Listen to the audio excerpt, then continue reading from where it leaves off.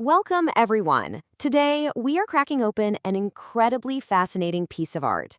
What we've got here is a deep dive into a classic Egyptian TV intro sequence, specifically from the legendary 90s show Wal Banoun.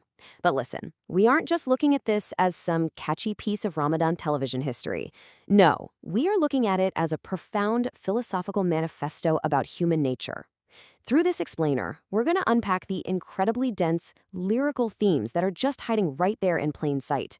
It's a journey that really digs into the deepest parts of our morality, our constant struggles with materialism, and ultimately our purpose. So if you've ever felt that tension between what the world demands of you and what your soul actually needs, well, this explainer is definitely going to resonate with you. I really want you to let this opening thought sink in for a second. Money is brought by the wind and taken by disasters. It's an iconic line, right? And in its original Arabic rhythm, it carries this immense, heavy gravity. It perfectly sets the stage for the whole existential struggle we'll see throughout this journey. It instantly strips away the power of the one thing society always tells us is the most important, basically reducing wealth to something completely at the mercy of the weather. I mean, easy come and devastatingly easy go. Okay, let's dive into this and look at the exact nature of the struggle we're facing. Right off the bat, the journey lays out the first stage of the soul's battle, starting with the external threats that surround us every day. The writers explicitly talk about how people from the past warned us about the world. They said long ago it is deceptive. This represents the worldly arrogance that is constantly trying to pull us in. It's the great deception of life. The glittering distractions, the false promises of status, and that stubborn illusion that we somehow have endless time. This sets up a really clear dichotomy right from the start. The world is actively trying to trick you. And honestly, the warning about that deception is pretty stark.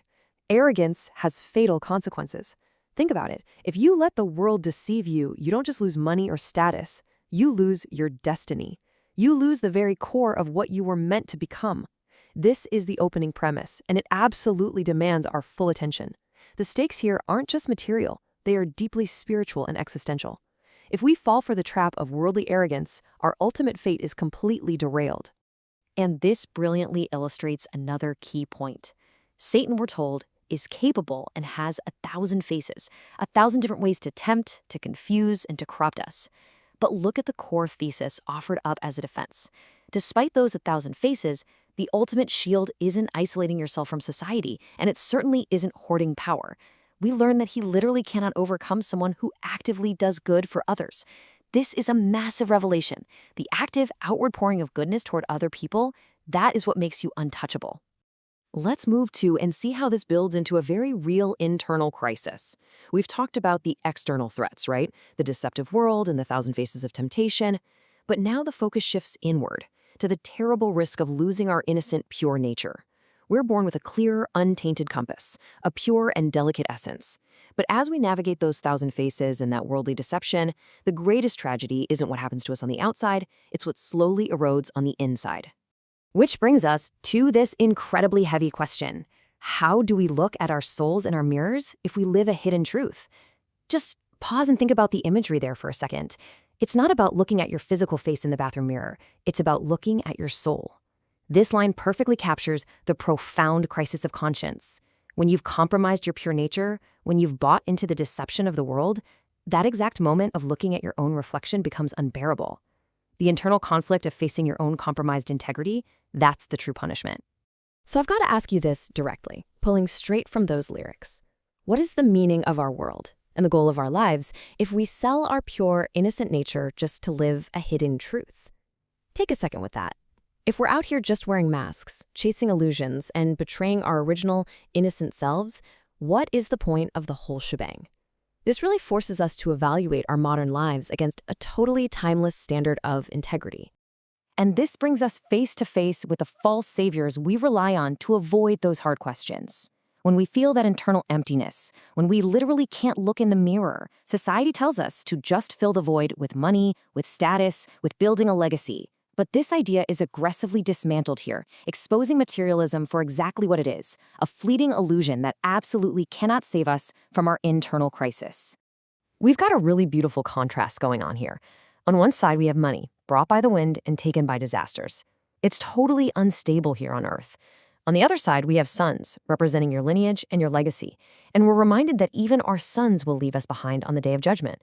So money abandons you in this life, and your lineage abandons you in the next. Both are entirely transient when it actually matters most. At the end of the day, you are fundamentally alone with your choices. Now, what's really interesting about this slide is how the ultimate historical example of wealth is used to drive this point home. Take the wealth of Qarun, a legendary, unfathomable fortune. But here, it's defined strictly through the lens of its ultimate futility. The question is posed, what kind of money is this, even if it were all the wealth of Qarun, if it is all vanishing? It doesn't matter if you were literally the richest person in human history. Without good deeds, that giant mountain of wealth is absolutely useless. It just evaporates. So the crucial point is this: nothing remains but our good deeds. This is the grand synthesis of everything we've explored so far. We've stripped away the deceptive world, we've bypassed the thousand faces of temptation, we've realized the mirror reveals our true nature, and we've completely discarded the illusions of money and legacy. So, what's left? Good deeds. That is the only true currency that will actually survive the wind, the disasters, and the ultimate judgment. It is the only thing that actually saves us. But look, having stripped us down to our absolute core, we aren't just left sitting there in despair. Actually, we reach this highly empowering call to action. We are no longer victims of the wind or that deceptive world we talked about earlier.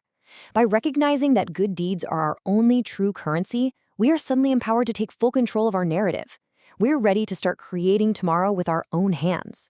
And then we are hit with these rapid-fire, escalating existential questions. Look at how they stack up. Who are we today and in our past? Meaning, we really must take an honest inventory of ourselves right now. Why live if tomorrow doesn't satisfy us?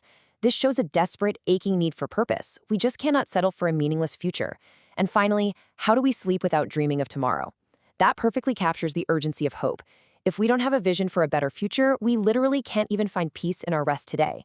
Which leads us to the absolute climax of this whole philosophy. Tomorrow only comes from our own hands. There is a massive surge of energy here. You are not waiting for the wind to bring you fortune. You are not waiting for the deceptive world to hand you a destiny. You are the active architect of your future. The good deeds you do today, the way you actively maintain your innocent nature, the way you treat other people, these are your building blocks. Tomorrow doesn't just magically happen. It is actively forged right there in your hands. And that leaves us here at the end of this incredible philosophical journey. The deception of the world is real. The distractions of wealth and legacy are totally fleeting. Your good deeds are all that truly remain.